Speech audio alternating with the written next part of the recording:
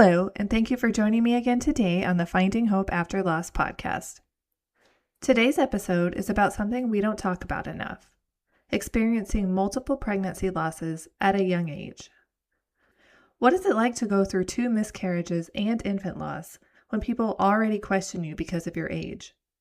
What happens when trauma from those past losses resurface with each new pregnancy? And how do you even begin to navigate life after loss when you're still so young?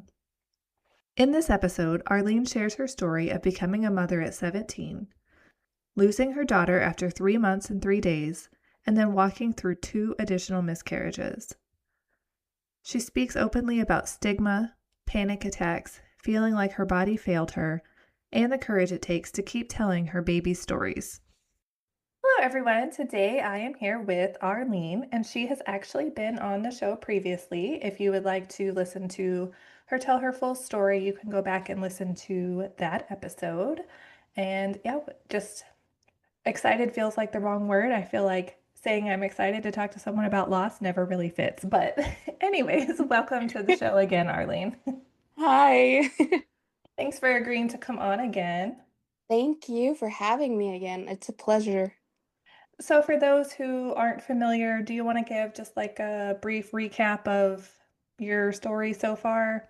Yes, so I was 16 and pregnant, and I had my daughter at 17 years old. Around 16 to 18 weeks, she got diagnosed with this rare condition called lobar holoprosencephaly. It was a long journey, and she lived for 3 months and 3 days. And a little after I lost her, actually, like about a week or so, I ended up having my first miscarriage. And ever since then, it's been really hard. But yeah, I've just been through so much loss during my 19 years of being on Earth. And I feel like, being so young that's something that people don't often talk about when it comes to loss. I feel like there's a lot of stigma kind of around that and the insensitive comments of, oh, you're young, you can just try again, or, things like that. So is that something you have had to deal with? Yes, I've had to deal with a lot of people telling me from like both sides, like, it's okay, you could try again, and all kinds of hate, like I've talked about before, and just all kinds of negative and positive. It's been all over the place, and it's hard to deal with that sometimes, especially the negativity, still to this day. But I try not to focus on that anymore. Like, I try to focus on the positive side and know that those babies are always with me, and, like, they want me to be happy in this life. And yes, I can try again, but that's never going to take away the pain that I've been through, you know, with Yeah. losing them. And so you also ended up having a third loss, is that correct? Yes, I did recently. Do you want to talk a little bit about that? Yes. So me and my boyfriend had broken up, and I met this really amazing guy. His name was Victor. And we just had met, and things were going good. And all of a sudden, I just ended up pregnant again. And I was just like, oh, okay. And I was like thinking to myself, like, maybe this is my, miracle baby after both of my other losses. And I was like, okay, I got this. And I found out, I just had the feeling again that I was pregnant. And I took multiple pregnancy tests, and they actually came up negative. And I was, like, kinda bummed out because I do want kids, and I was like, "Mm." And then one day I took a Clear Blue digital pregnancy test, and it came up positive, and I was just like, I was shaking a little bit, and I was so happy, but I was scared because I was like, I've been through 2 losses already, but I wasn't really focused on that. I was, shocked because me and my new boyfriend haven't weren't together for that long, and I was just like, okay. So I told him, and I will never forget when I told him. He just like he was shocked too, but like he was just so happy. He smiled, and he was like, I'm ready for this. And I was like, Me too. And I was like, because I've been through so much. And then we were just so happy but shocked because it was so early on in the relationship. And then we kind of kept it hidden from everyone since it was like a new relationship. But, I didn't want to tell anyone because, my TikTok followers and stuff and his family and this and that. So we kept it hidden. And I finally did one day tell everyone that I was pregnant. This was after I did lose the baby. So it was like a couple weeks into the, like, probably like 2 weeks, I think, into the pregnancy. And he was going to work one day, and, I was just kind of cramping, but it wasn't like nothing too hard. And I went to the bathroom just like last time. I wiped and I seen pink, but it wasn't like that bad, at first. And I was like, okay, last time it was just like pure red. And this time it was like a light pink kind of. And I was like, maybe it's just like, I don't know, some sort of like implantation bleeding or something. I have no idea. So I was like, okay, calm down. It's okay. I was trying to talk myself through it and think about positive things and not negative. And then I believe it was the next time I went to the bathroom is when I really started bleeding again. And I was just like, all the trauma that I had from my first miscarriage came back to me. And I was just sitting there crying, not wanting to move, not wanting to come out of the bathroom. I felt like my body failed me. And I remember because he had went to work already, and gosh, sorry, I'm trying not to cry. No, it's okay. And I remember texting him and telling him that I think I'm having another miscarriage. And I didn't want to. Like, I was sitting there debating on telling him because I didn't want him to, like, be sad and stuff at work. And I was just, I couldn't text him right away. I had to, like, sit there on the chat and just sit there and wait. And then I told him, and then he's like, "Do you need me to come home?" And I was like, "Yeah, I do." And then he came home, and I remember giving him a hug, and like, it was terrible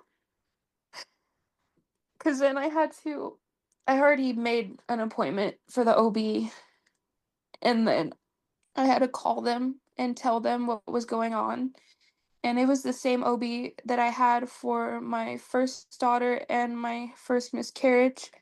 And then I had to tell them what was going on, and it was really hard. And then they couldn't get me in for like a couple days at that time, and then I was like panicking because I was having a lot of symptoms, and I just wanted to see if I really was miscarrying, but I already knew in my heart again that I was. It's just like I was trying to have hope. Yeah. And and then he came home, and like I just felt terrible, and I knew by his face that he was very upset because he wanted it just as much as I did. It was like the next day I got a call from my OB, and they told me someone had canceled so I could just go in. And so he took me, and we took my nephew actually.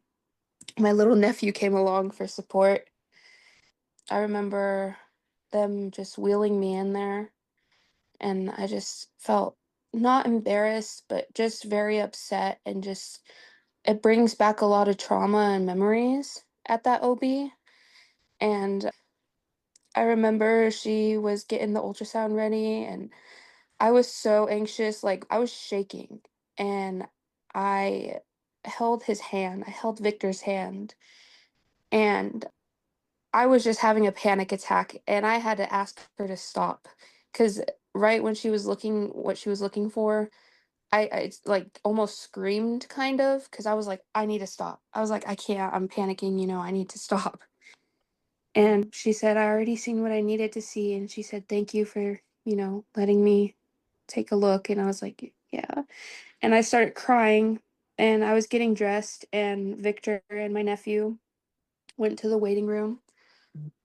I was just sitting there after I got dressed and I was like crying. I couldn't stop crying because I already knew. I felt it. And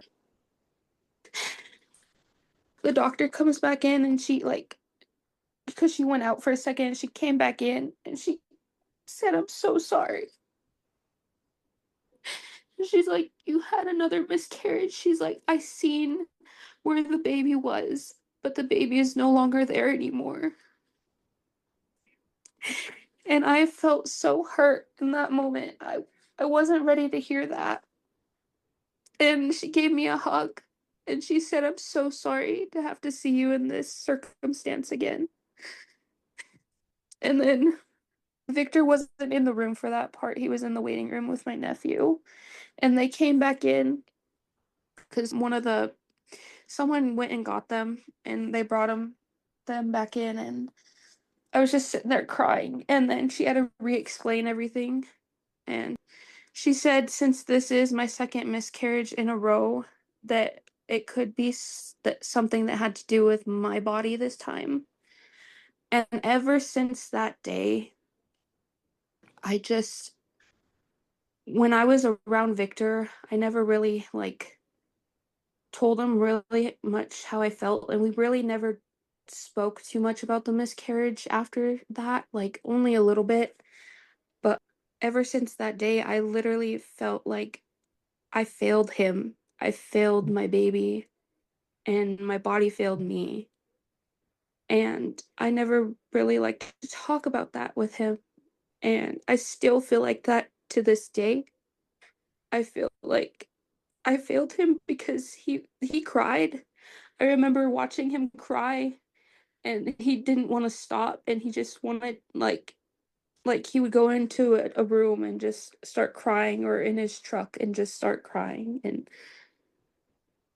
he like after that day, we went back home and I rested, and it was really hard for me. My second miscarriage was like the worst out of both miscarriages. I ended up like being really sick afterwards, like really dizzy every day, and I started having to walk with a walker, and I couldn't help myself a lot. And Victor decided to stay at home with me, and he quit his job and got on unemployment, and he took care of me because I lost a lot of blood and I was already having like anemia too, and it was terrible. It was the worst. I felt so dizzy for weeks and just losing blood, and just it was bad. And he was there for me and took care of me and helped me, and I'll never forget that because I really never experienced, out of both miscarriages, that one was the worst. And I will never forget him taking care of me and helping me and stuff. And it was terrible. I'm so glad that you had him there to help you through that because there's nothing worse than having to go through it alone. Yeah, he always made me feel like I wasn't alone. And like, he tried his best to help me and make me smile and let me know that he was there for me. And I'll never forget that. Now, I know one thing that you kind of wrote about was that you didn't receive much support from his family. Is Yes, that true? that is very Yeah. true. So it was like not too, like it was about maybe a month or so after the miscarriage and everything, I finally started like trying to build a bond with his mom and his family. And I'm not here to throw no shame or anything on them, but I did not feel very supported by them. I felt judged because of his like past relationships that he's had. Like they knew I lost my daughter and stuff. They did see my social medias even before we met.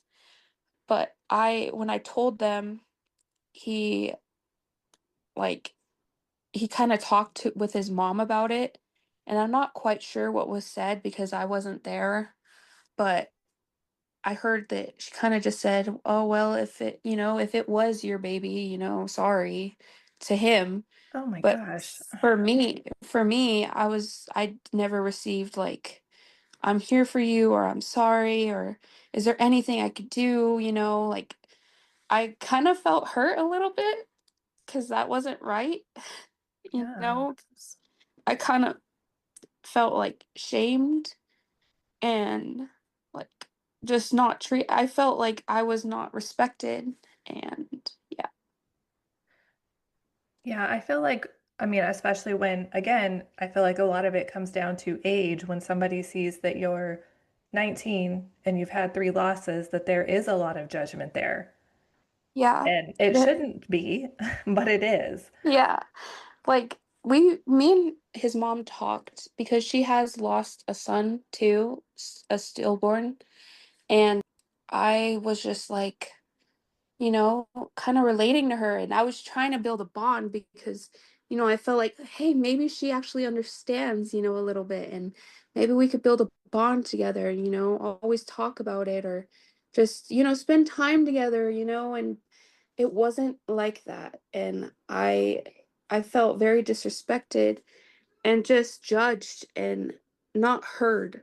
Like I felt like she seen my story and what happened, but she didn't like see the full story and like listen and take the time to get to know me. Yeah. Yeah, it seems like it's just kind of, okay, well, sorry that happened to you, but we're not going to go any deeper than that, you know? Yes. Yeah. That's how I felt. And I know that one thing you mentioned is, that having the second miscarriage kind of brought back the trauma of the first miscarriage, and then I'm sure a lot of trauma from losing your daughter as well. I mean, do you want to talk about that some? Yes, so like I said, like being in that same OB office and just, you know, just like the first two times, it brought back a lot of trauma and I felt so bad, not just for myself, but I felt terrible for Victor, because he always told me he wanted to be a dad. And once that pregnancy test said positive, like it was like he was ready. He was on it. He was already talking about getting stuff and having a baby shower and all this stuff. And then, I had the miscarriage and the way that I feel like his face changed after it happened, like you could tell by his emotions and you could tell like he was hiding it sometimes. I feel like it kind of hurt him in a way and I felt like my body failed me and him and the baby and just I it was terrible and I I felt the trauma, all the trauma from it, it's terrible. Yeah. It's not something that, we just get over. It's like lifelong trauma that we just have to learn how to deal with it, kind of. Yeah. Yeah. So I know having the multiple losses, did your doctor ever offer to do any additional testing or anything like that? Yes, she offered to do testing for me and for Victor, but I was losing so much blood and just so dizzy that I never really got around to it. But yeah, it's just like I was scared too, I'll admit, because I didn't want to see, any bad results either, because it's already tough enough to, but I do want to eventually get it done and to know before I have any more or try ever again. Yeah, no, I understand that. I mean, having the testing done is, I mean, it's like sometimes good to have those answers, but at the same time, it can be scary to see one, if nothing comes back and you don't have an answer, or two, Yes. if something comes back and now you know what's wrong. So both ways it can be kind of scary. Yeah, exactly. But I think I do eventually want to know, but just it's hard either way. So do you have any advice for somebody else who's going through this right now? Just, always keep hope and don't think negative and always try to stay positive. And one thing that it really taught me was, to build my relationship with God and, don't listen to negative people. Everyone has something to say. Everyone has something to say. And, always try to build your support group or your support system. You're not alone. There's always people that are going to be there for you. And I always try to help people. Like, if I hear a story about, I'm going through this loss, like, I even built a friendship with this one girl.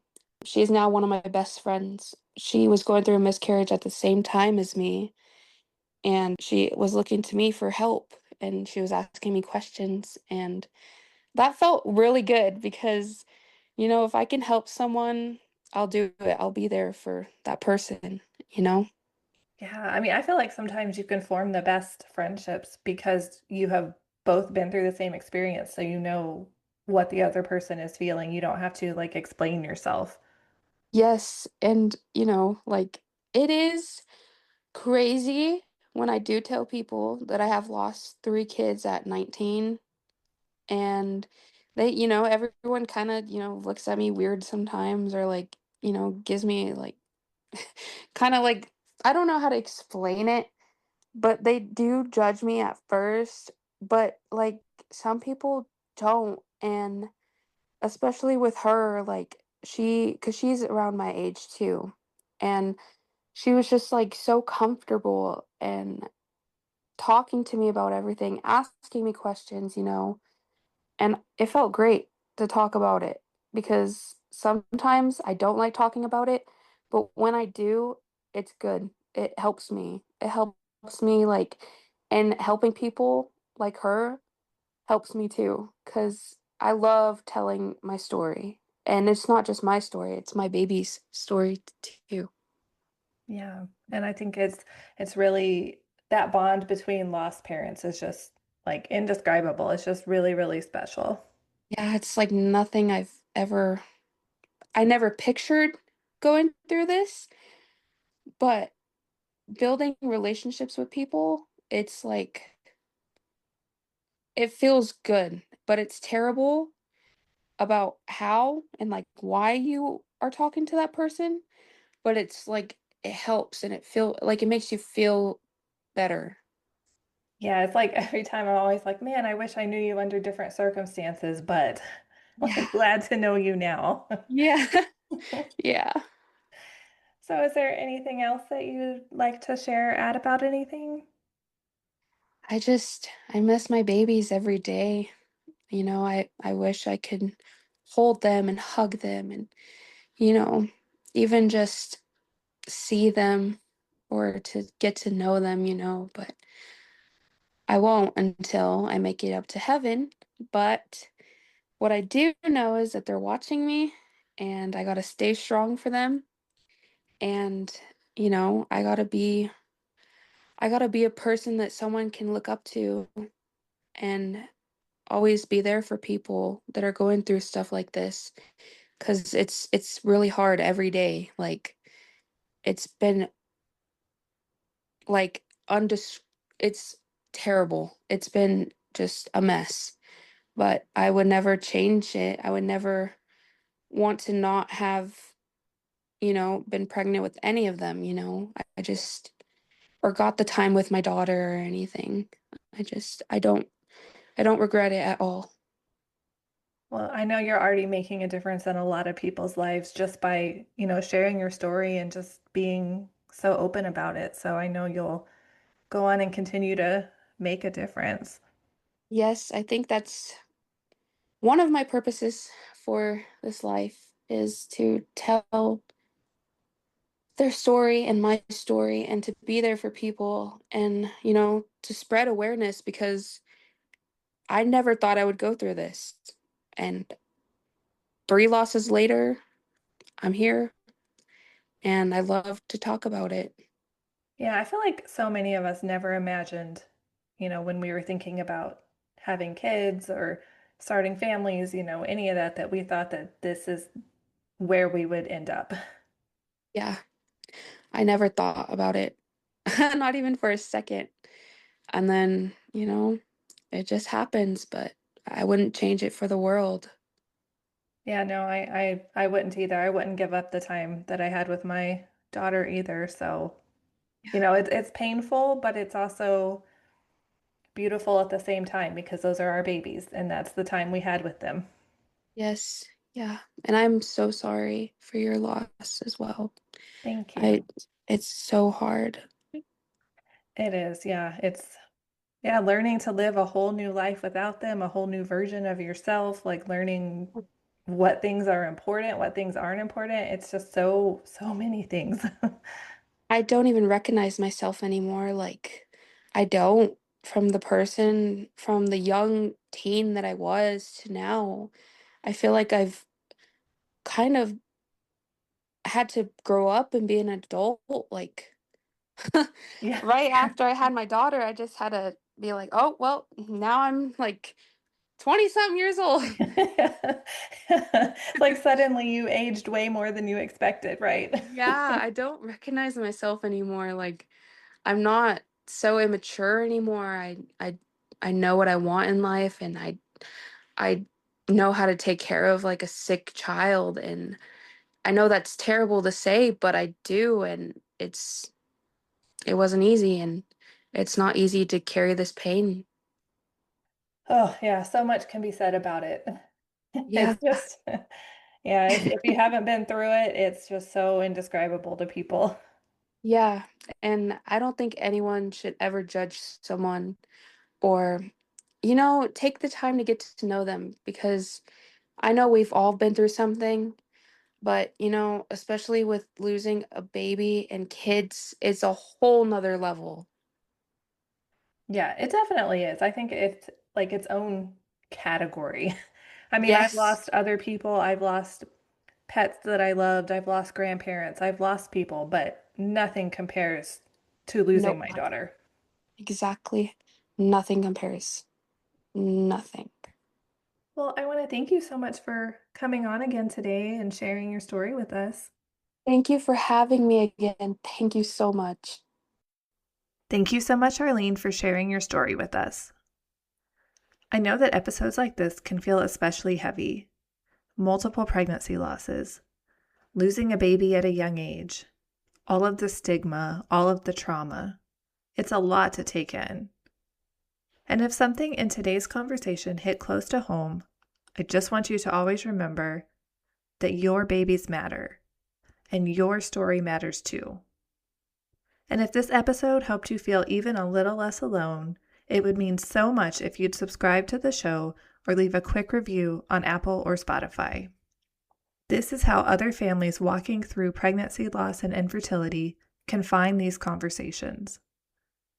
Thank you so much for tuning in, and remember, we are all in this together.